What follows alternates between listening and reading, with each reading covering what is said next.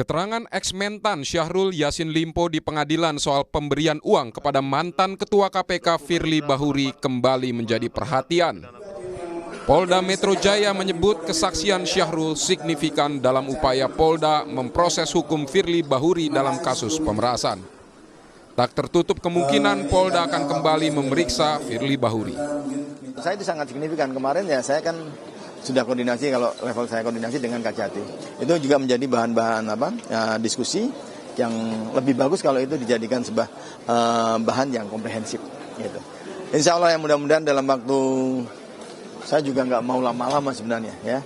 Kalau mudah-mudahan nanti penyidik sudah bisa klop, sudah bisa maksimal, dan kemudian jaksa menganggap berkas perkaranya sudah lengkap, ya akan kami segera serahkan ke tahap 2. Pak, langkah konkret yang dilakukan oleh Polda Metro untuk masih memungkinkan ada pemeriksaan lagi. Sebelumnya dalam sidang di Pengadilan Tipikor, terdakwa Syahrul Limpo mengaku pernah memberikan uang 1,3 miliar rupiah kepada Firly Bahuri. Penyerahan uang dilakukan 2 kali, masing-masing 800 dan 500 juta rupiah. Menurut SYL, ketika itu dia berulang kali dipanggil KPK dan kemudian Firly proaktif mendekatinya. Dan ada penyerahan uang, saudara yang bilang tadi ya. Berapa kali penyerahannya, masih ingat saudara? Apa hanya sekali atau 2 kali? Yang dari saya 2 kali. Dari saudara 2 kali ya, awalnya 500 sama ada yang 800 ya, juga? Kurang lebih seperti itu kan. 800 ya? Iya. Merasa bahwa kenapa saya dipanggil-panggil terus ini. Dan yang proaktif itu mem-WA saya adalah Pak Firly. Di Reskrimsus Polda Metro Jaya, Kombes Ade Syafri Simanjuntak menyebut sebagian kesaksian SYL di persidangan sudah ada di BAP. Penyidik pun berupaya untuk memperbaiki berkas perkara Firly seperti yang diminta kejaksaan. Yang jelas, menurut Ade Syafri, polisi memiliki 4 alat bukti dalam kasus pemerasan, suap dan gratifikasi tersebut. Namun Ade tak menjelaskan alasan Polda Metro Jaya hingga kini belum menahan Firly Bahuri.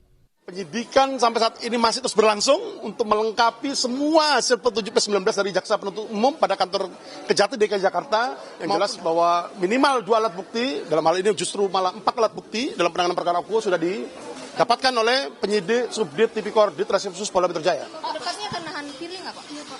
Nanti akan kita update rekan kalian. Alasannya kenapa sih Pak? Kenapa Pak masih belum ditahan? Soalnya yang lain-lainnya itu udah ditahan. Nanti akan kita update ya. Tadi saya sampaikan bahwa ada beberapa kegiatan penyelidikan yang saat ini sedang berlangsung. Firly ditetapkan sebagai tersangka pada 22 November 2023. Hingga kini 6 bulan berlalu Polda memutuskan tidak menahan Firly dan kasus ini belum sampai ke pengadilan. Tim Liputan Kompas TV.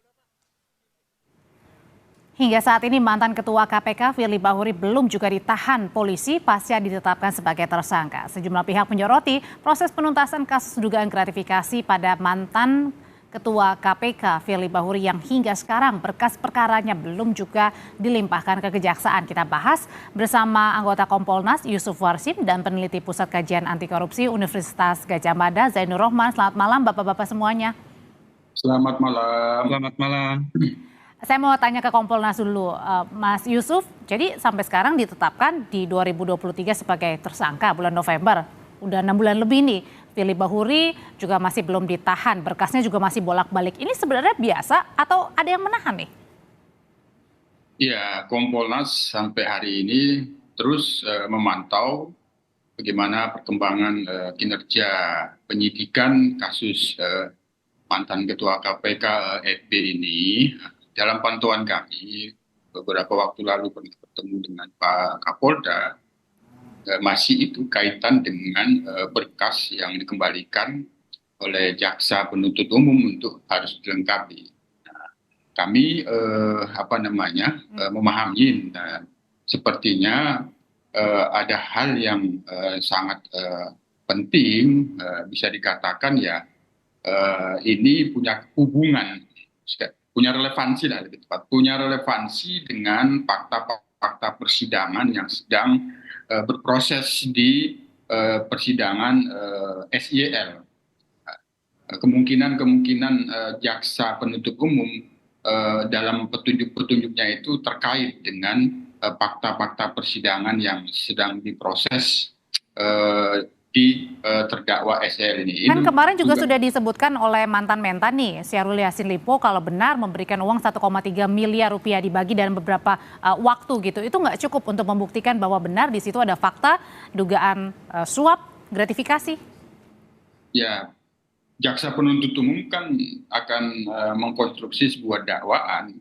Barangkali menurut jaksa penuntut umum, alat bukti yang diajukan oleh penyidik masih membutuhkan penguatan agar lebih terang, mungkin lebih terang dari cahaya. Sementara ini barangkali alat bukti yang diajukan oleh penyidik baru seterang cahaya. Yang diharapkan oleh jaksa penuntut umum kami duga ingin lebih terang. Tentu kami menduga barangkali ya akan ada kemajuan ketika dalam proses persidangan SEL ini akan di ujung dan bagaimana barangkali juga akan berakhir vonis pengadilan sehingga di situ terjadi penyesuaian sehingga diajukan terus lengkap. Itu yang kami duga. Nah, tapi pertanyaan yang banyak publik tanyakan nih, kenapa sampai sekarang belum ada penahanan kepada Firly Bahuri, Mas Zainul, menurut pandangannya Anda begitu? Apakah karena Pak Firly terlalu kuat atau ada yang menahan untuk tidak ditangkap atau ditahan? Pada waktu kami menanyakan ke Pak Kapolda, dijelaskan bahwa tersangka sampai sejauh ini kooperatif. Nah, kan itu menjadi bisa jadikan alasan, itu kita pahami. Cuman ya kita kan menggarisbawahi Pak Kapolda ini kan ancaman pidananya menjadi sangat penting untuk segera dilakukan penahanan, walaupun penyidik meyakini bahwa Firly FB ini tidak kemana-mana, kooperatif. Itu yang kedua, kami semacam melihat bisa jadi juga ada permintaan dari kalau gitu, FB. Mas Yusuf, saya langsung tanya. Ya. Saya tanya ke Mas Zainul deh kalau gitu. Kenapa sih kira-kira ini Pak Firly ini pandangannya apa? Kenapa sulit sekali ditangkap? Ada yang tidak mau untuk ditahan atau terlalu kuat powernya Pak Firly? Ya, penahanan itu kewenangan subjektif dari penyidik ketika penyidik mengkhawatirkan terjadinya yang pertama melarikan diri seorang tersangka, yang kedua mengulangi perbuatan, atau yang ketiga menghilangkan barang bukti. Kalau untuk melarikan diri mungkin tidak ya, bisa bersifat kooperatif. Mengulangi perbuatan juga tidak karena sekarang tidak punya jabatan. Tetapi resiko untuk merusak, mengganggu atau mempengaruhi saksi-saksi, alat bukti itu sangat mungkin terjadi, sehingga juga kita sangat sayangkan kalau ini terjadi di kasus-kasus lain. Saya percaya ini pasti dilakukan penahanan oleh penyidik, tetapi kenapa tidak dilakukan penahanan? Berarti orangnya lebih kepada figurnya. Betul, ini kita tahu ya, Firly Bahuri ini kan ketua KPK, juga purnawirawan bintang 3, juga sesama korps dari Bayangkara, sehingga kita justru ingin melihat adanya equality before the law begitu ya. Kalau tidak ditahan, penyidik punya batasan waktu yang tidak terhingga. Tapi kalau ditahan kan ada batas waktu penahanan, sehingga itu juga akan mempercepat, juga akan memicu kinerja dari penyidik untuk segera memenuhi petunjuk dari jaksa, melengkapi berkas dan kemudian kembali melimpahkan agar bisa segera dilakukan penuntutan. Tapi kenapa sampai sekarang ini berkasnya tidak lengkap begitu sehingga kemudian P21? Kenapa sih penyebabnya? Kan juga dari Syahrul Yassin Limpo juga sudah mengakui bahwa menerima ada penggeledahan juga sebelumnya.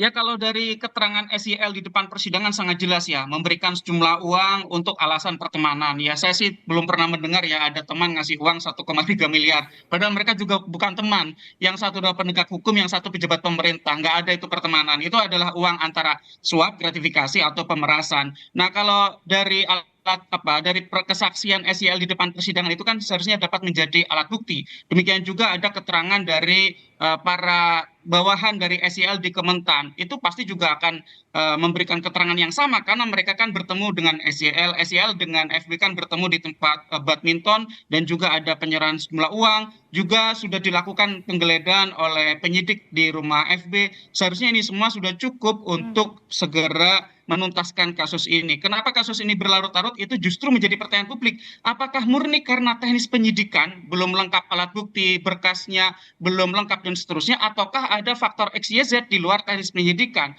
Kalau di luar teknis penyidikan itu yang lebih berbahaya dan itu beresiko. Kenapa? Karena dengan waktu yang diulur-ulur seperti ini, semua pihak bisa saling kasakusuk, bisa membuat kesepakatan-kesepakatan yang tidak seharusnya. Apalagi waktunya udah 6 bulan lebih ya sejak ditetapkan sebagai tersangka kan? 7 bulan bahkan, sehingga untuk menghindari dugaan yang tidak perlu seperti itu dari masyarakat, maka Polri harus segera tuntaskan. Terakhir singkat saja Mas Yusuf, kalau gitu kalau kemarin bilang Kapolda akan membuka kemungkinan kembali memanggil Firly Bahuri, perlu dipanggil kembali Firly Bahuri ini terakhir dengan apa yang disampaikan oleh SYL di sidang? Dalam perkembangan fakta persidangan SYL itu sangat dimungkinkan untuk diperiksa kembali. Kalau memang itu kaitannya dengan petunjuk jaksa, ada relevansinya gitu. Kami menduga ini kan persoalan tuduhan pemerasan ini tentu harus jelas itu alat buktinya. Kalau apakah ini permintaan suap sangat jelas sekali itu yang terlihat di fakta persidangan SYL itu sangat dimungkinkan untuk diperiksa kembali. Sangat dimungkinkan untuk diperiksa kembali. Terima kasih Pak Yusuf Warsim, kemudian juga Mas Zainul Arifin. Terima kasih, sehat selalu.